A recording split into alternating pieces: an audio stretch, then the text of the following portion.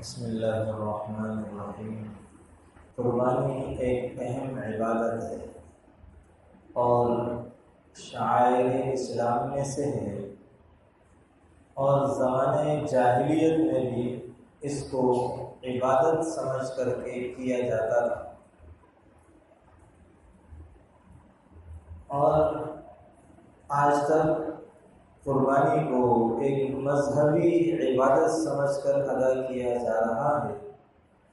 اور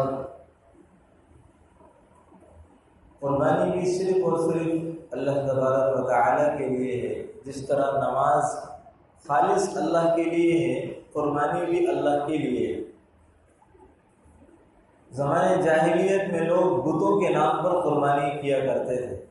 تو اللہ نے سورہ کوثر نازل فرمائی تو فرمایا فَصَلِّ لِرَبِّكَ وَانْحَرْ، اپنے رب کے لیے نماز پڑھیے اور قربانی بھی اپنے رب کے لیے کیجیے۔ اور فرمایا إِنَّ صَلَاتِي وَنُسُكِي وَمَحْيَايَ وَمَمَاتِي لِلَّهِ رَبِّ الْعَالَمِينَ، کہ میری نماز، میری قربانی، میرا جینا اور میرا مرنا سب اللہ تبارک و تعالیٰ کے لیے۔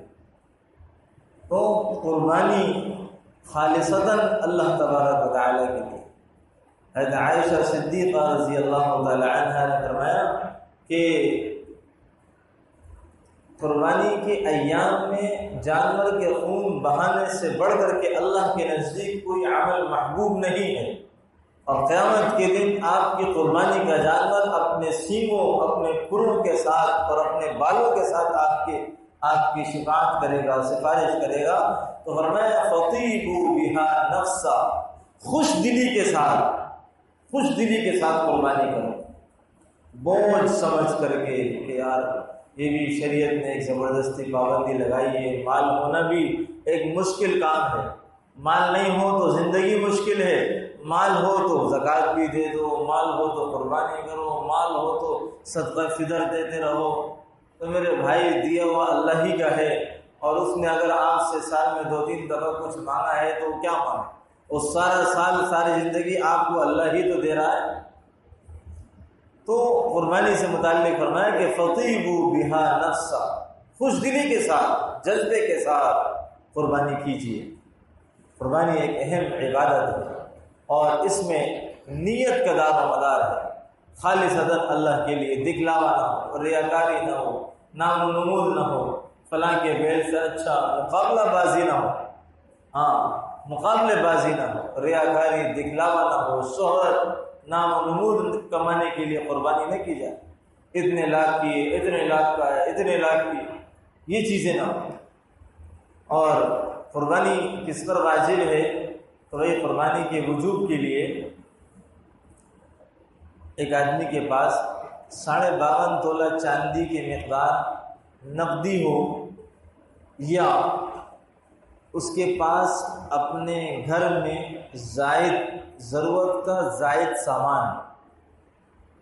جسے بعض دفعہ آپ نے دیکھا ہوگا گھروں میں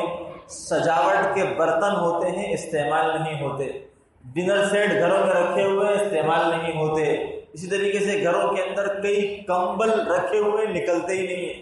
تو یہ اضافی سامان ہے، اس کی قیمت، ان تمام سامانوں کی قیمت ملائی جائے گی، اور آپ کے پاس جو اضافی رقم ہے، جو مہینے کے خرچے کے علاوہ ہے، اس کو ملایا جائے گا، اتنی قیمت بن جاتی ہے، اتنی رقم بن جاتی ہے، جس سے 52.5 تولہ چاندی آ سکتی ہے۔ تو ایسے آدمی پر قربانی واجب۔ کسی کے پاس اپنے گھر کے علاوہ دوسرا گھر ہے، رہائشی مکان کے علاوہ، اس مکان کی ملکیت کی وجہ سے، اس کی آمدنی نہیں، اس کی آمدنی کی وجہ سے نہیں، اس مکان کے مالک ہونے کی وجہ سے، اس کی ملکیت کی وجہ سے آپ پر قربانی واجب ہوگی۔ آپ کے پاس اپنی ایک ذاتی دکان ہے جس میں آپ کام کرتے ہیں، اس کے علاوہ آپ نے اور دکانیں کرائے پر دی ہوئی، اس دکانوں کی مالیت کی وجہ سے، ملکیت کی وجہ سے، آمدنی کی وجہ سے نہیں، اس کی ملکیت کی وجہ سے آپ پر قربانی واجب۔ زکوٰۃ کے مسائل قربانی کے مسائل سے مختلف ہیں،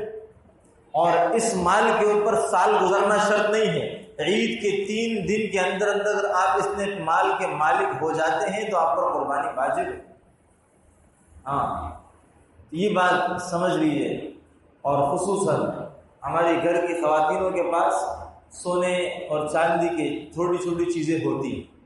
اور ان کے پاس کچھ اپنی جمع پونجی رقم جو شوہر کی طرف سے ملتی ہے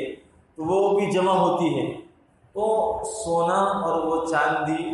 اور وہ نقدی ملا کر کے اس عورت کے پاس اتنی مالیت کا پیسہ اور سونا اور سب چیزیں بن جاتا ہے جس سے 52.5 تولہ چاندی کی قیمت بن جاتی ہے۔ تو ایسی تمام خواتین کے اوپر قربانی واجب ہے، ایسی تمام خواتین کے اوپر اس بات کا اہتمام ہو کہ ہم اپنا اثاثہ، اپنی زائد چیزیں اس کو نوٹ کریں، گنتی میں لائیں، شمار کریں، حساب لگائیں کہ میرے پاس کیا کیا چیزیں اضافی ہیں، آیا میرے اوپر قربانی واجب ہو رہی ہے؟ میری بعض لوگ قربانی میرے اوپر ہے نہیں، سالوں سال سے قربانی نہیں کر رہے، گھر کی کتنی مستورات ایسی ہیں وہی سمجھتی ہیں ہمارے اوپر قربانی ہی نہیں ہے، قربانی نہیں کر رہے۔